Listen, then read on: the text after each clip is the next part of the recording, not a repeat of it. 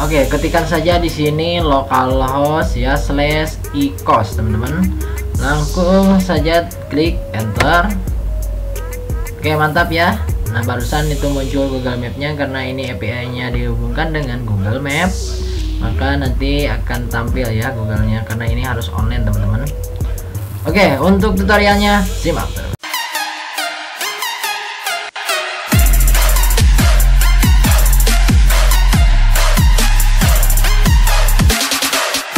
Yups, dan di pertemuan kali ini kita akan bahas aplikasi e-kos atau pencarian kos-kosan terdekat ya teman-teman. Ini memang masih sangat sederhana, tapi untuk pembelajaran nanti teman-teman bisa kembangkan lagi. Dan bagi teman-teman yang mau mengembangkan, nanti silahkan kembangkan ya dengan sebaik mungkin. Oke teman-teman, untuk cara instalasi dan setting-setting codingannya silahkan teman-teman perhatikan. Dan di sini di depan mata kita sudah saya persiapkan untuk file codingannya. Kira-kira penampakan dari file codingannya seperti ini, teman-teman. Oke, di sini saya akan review dan akan sedikit saya jelaskan dari folder-folder dan file-file codingannya. Oke, teman-teman, langsung saja. Di sini untuk folder codingannya sudah saya kasih nama dengan nama ecos ya. Itu nanti disesuaikan dengan kebutuhan teman-teman, terserah nanti kasih namanya project codingan foldernya itu mau dikasih nama dengan apa. Yang jelas di sini saya kasih contoh dengan nama ecos ya teman-teman. Oke, next di sini ada folder admin, terus juga asset dan page. Dan file ke bawahnya adalah file-file tambahan seperti config ya, index dan database-nya juga sudah saya simpan satu folder di sini. Dan di sini ada menu logout, terus juga ada XML-nya. Oke teman-teman, kita akan coba buka di folder admin. Nah, di sini di folder admin ada folder juga, ada folder page dan ada file index, login dan logout ya. Ini nanti untuk login ataupun untuk login dan logoutnya. Oke, kita akan buka di folder page di sini. Nah, di sini ada home, ada cost, ada pemilik ya. Oke, next kita akan masuk ke folder asset. Nah, ini sebenarnya ini bawaan dari Bootstrap-nya ya teman-teman untuk stylingnya, yaitu menggunakan Bootstrap di sini untuk stylenya atau desain halaman UI-nya seperti itu ya kira-kira. Di sini ada CSS, di sini ada font, image dan JS-nya. Oke, next kita akan masuk ke folder page di sini. Oke, kita masuk.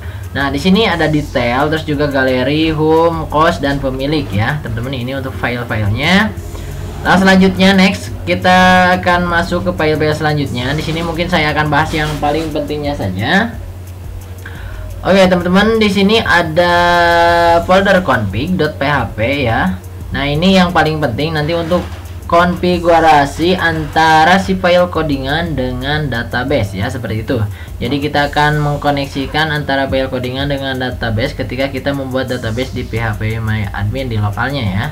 Oke, langsung saja di sini kita buka untuk config.php. Oke, teman-teman di sini. Nah, ini untuk konfigurasinya di sini PHP ya. Karena kita menggunakan PHP, kita buka dengan tanda tanya PHP ya.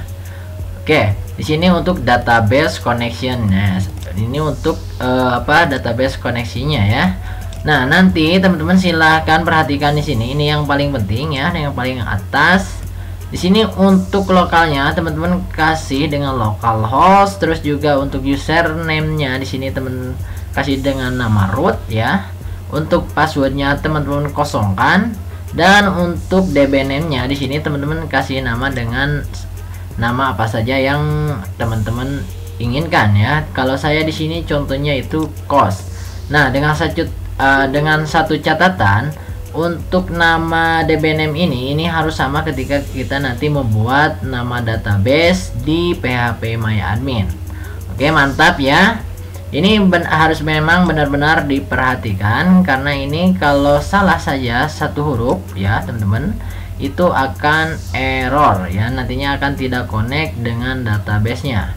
Ketika teman-teman memanggil dan akan login, nanti akan tidak terkoneksi seperti itu ya. Oke, dan ini file-file tambahannya, ini untuk functionnya teman-teman ya. Terus di sini ini untuk if else-nya juga ya. Nah, ini functionnya juga seperti itu ya. Paham ya teman-teman? Oke, next langsung saja teman-teman. Mungkin ini ada file index. Ini untuk styling sebenarnya ya. Bukan styling, jadi konfigurasi nanti di halaman footer, body dan sebagainya. Nanti kita bisa mengedit atau men-setting atau mengcodingnya di sini. Nah, saya akan sedikit sini bahas ya di sini karena kita menggunakan PHP. Ini sebenarnya tidak jauh beda dengan ketika kita kalau belajar HTML ya. Nah, ini kita di sini karena setiap codingan itu sebenarnya tidak jauh dengan HTML ya, teman-teman. Nah, ini di sini ada buka kurung di sini ya, buka kurung siku ya, teman-teman. Lalu tanda tanya .html. Nah, ini adalah sebuah function dari HTML-nya sendiri. Terus di sini HTML length. Terus juga di sini untuk head-nya, teman-teman. Nah, ini adalah head. Nah, ketika kita membuat head, jadi nanti akan ditutup dengan head juga. Cuman di awalnya kita kasih slash ya, seperti itu untuk penutupnya. Nah, dan ini isi-isi dari head-nya sendiri ya. Oke, kita scroll. Nah, ini isinya dari heading-nya. Nah, dan ini yang tadi saya sudah bilang, ini untuk penutupnya ya, penutup dari head-nya. Oke, next kita akan masuk ke body. Nah, ini adalah untuk halaman body ya, teman-teman. Dan untuk isinya adalah di sini ada nav, div dan lain sebagainya ya. Nah, ini oke, mantap ya. Di sini juga ada footernya. Terus di sini udah untuk var-nya. Lalu ini untuk body ditutup juga nanti dengan buka kurung lalu slash ya. Kalau untuk penutupnya jangan lupa dikasih slash lalu HTML karena kita menggunakan HTML. Mantap ya. Oke, mungkin penjelasannya mungkin saya akan bahas lebih jelas ketika nanti saya akan buat tutorial yaitu dasar-dasar HTML ya, teman-teman. Oke, next langsung saja kita akan buat database terlebih dahulu, teman-teman. Caranya teman-teman masuk dulu ke browser. Silahkan teman-teman buka browser. Lalu teman-teman di sini sebelum kita memanggil localhostnya, teman-teman hidupkan dulu Apache dan MySQL-nya. Teman-teman buka XAMPP-nya dengan satu catatan untuk versi exam-nya ya. Ini harus benar-benar jadi catatan bagi teman-teman semua karena kita menggunakan PHP 5 ya. Di sini teman-teman untuk versi exam-nya yang support PHP 5 atau teman-teman bisa samakan untuk versi exam-nya itu dengan yang saya pakai. Di sini adalah P3.2.1 ya. Karena kalau nanti beda ya untuk versi exam-nya yang support PHP 7, nanti teman-teman akan ada kendala ataupun error-error. Sebenarnya tidak jadi masalah ketika teman-teman mau mengkonfigurasi antara MySQL ke MySQLi, seperti itu ya. Oke, next teman-teman di sini hidupkan saja Apache dan MySQL-nya sehingga running ya, seperti itu. Untuk FileZilla dan Tomcat-nya teman-teman tidak usah hidupkan. Oke, next langsung saja teman-teman setelah menghidupkan Apache dan MySQL-nya, kita akan masuk dulu ke lokalnya yaitu di sini teman-teman di browser ketikkan saja localhost ya, lalu /phpMyAdmin. Oke. php myadmin ya. Seperti itu, lalu lalu kita klik enter saja. Oke, gengs. Dan setelah kita dibawa ke halaman phpMyAdmin, di sini kita akan membuat database terlebih dahulu dengan cara teman-teman tinggal klik new saja di sini untuk membuat nama database-nya. Kita klik di sini. Dan di sini kasih nama untuk nama database-nya. Dengan satu catatan lagi ini ya, teman-teman, untuk nama database ini harus sama dengan konfigurasi database yang ada di file codingan. Oke, kita akan kembali ke file codingan. Oke, teman-teman. Nah, ini lalu teman-teman masuk ke menu config yang tadi, teman-teman, untuk konfigurasinya kita masuk ke menu config. Nah, ini ya. Ini untuk konfigurasi database-nya. Untuk DB name-nya di sini saya kasih nama dengan COS ya, hurufnya besar.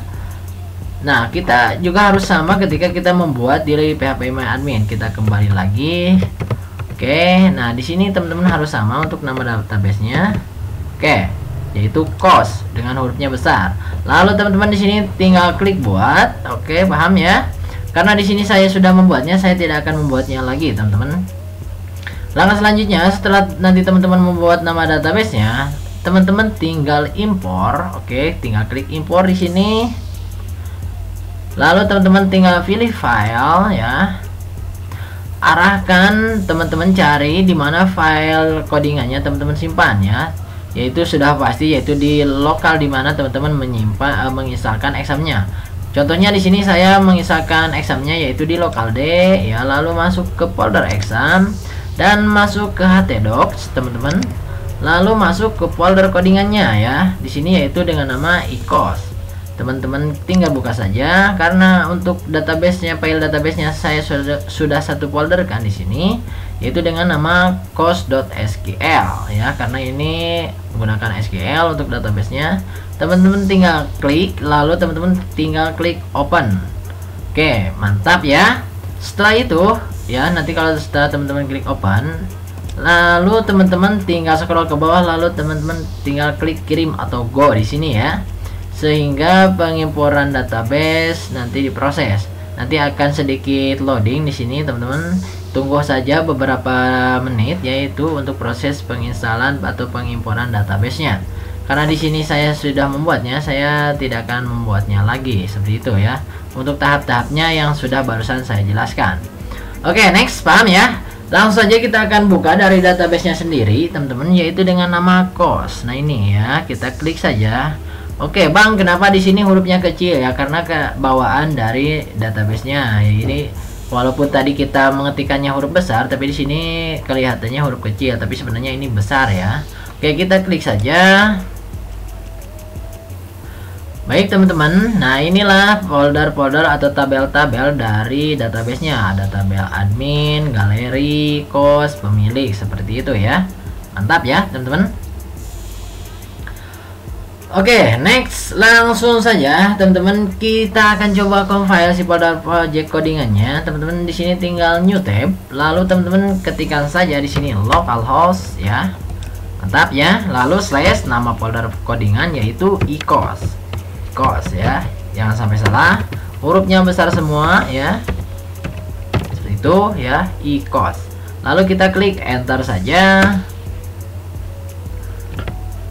Oke, mantap ya teman-teman, dan kita sudah dibawa ke halaman dashboard adminnya sendiri.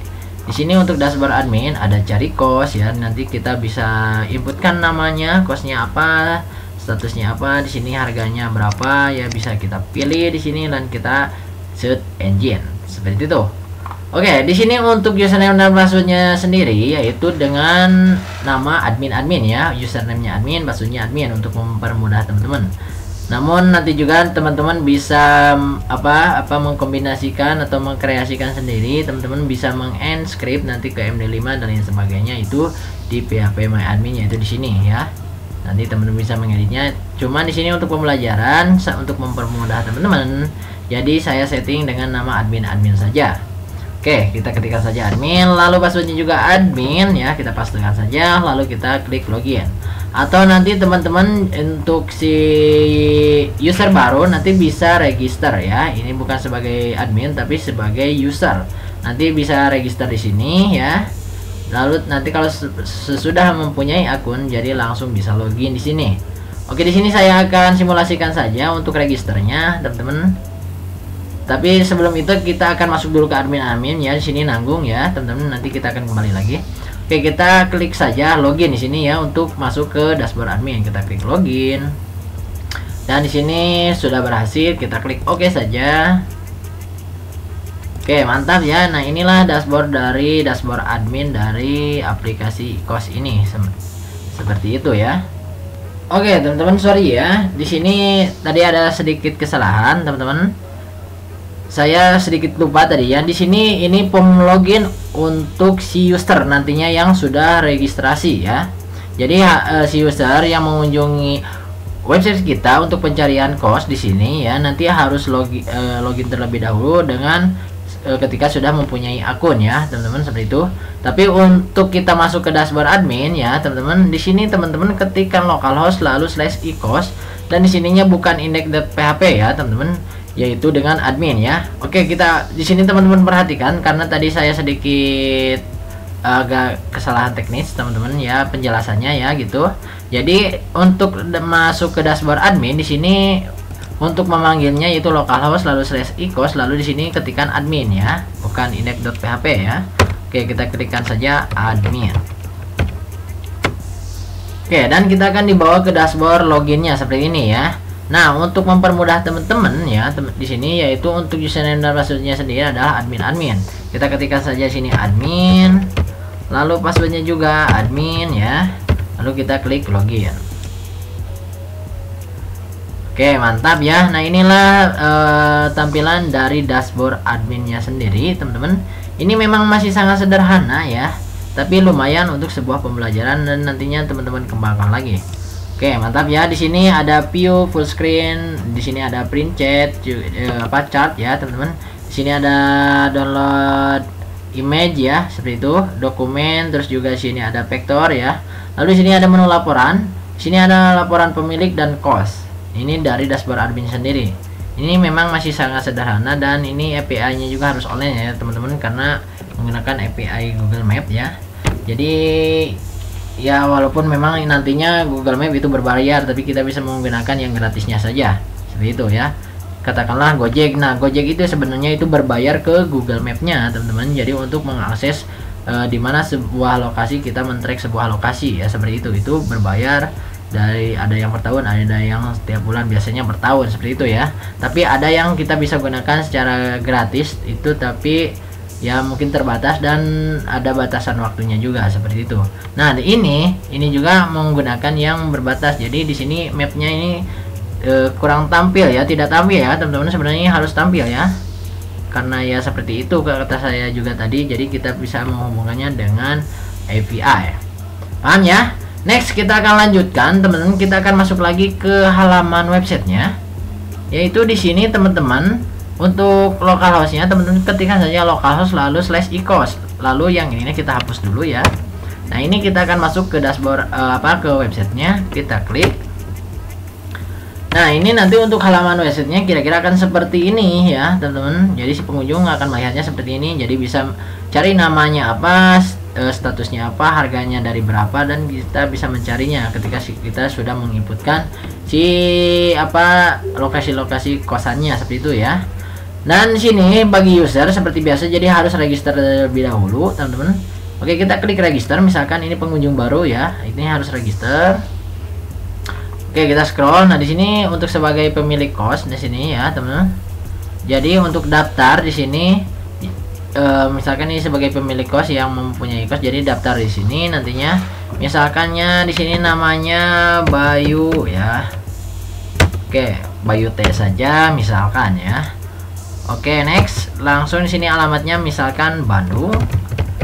Oke, nomor teleponnya misalkan di sini 0823456789. Nah, seperti itu ya, misalkan. Username-nya misalkan di sini Bayu misalkan ya, @gmail.com misalkan. Seperti itu. Misalkan username-nya di sini Bayu saja ya. Oke, mantap. Lalu passwordnya di sini 123456 misalkan. Ini harus diingat, username, email ini untuk loginnya nanti ya, dan passwordnya. Lalu kita klik register. Oke, di sini berhasil, silahkan login. Kita klik oke saja. Oke, dan kita sudah mempunyai akun. Lalu langkah selanjutnya kita tinggal login saja sebagai user ya. Untuk username-nya tadi ingat-ingat, teman-teman, apa? Di sini yaitu Bayu ya. Untuk passwordnya yaitu 1-6, 123456. Lalu kita klik login. Oke, dan kita sudah login, teman-teman, ke websitenya ya di sini.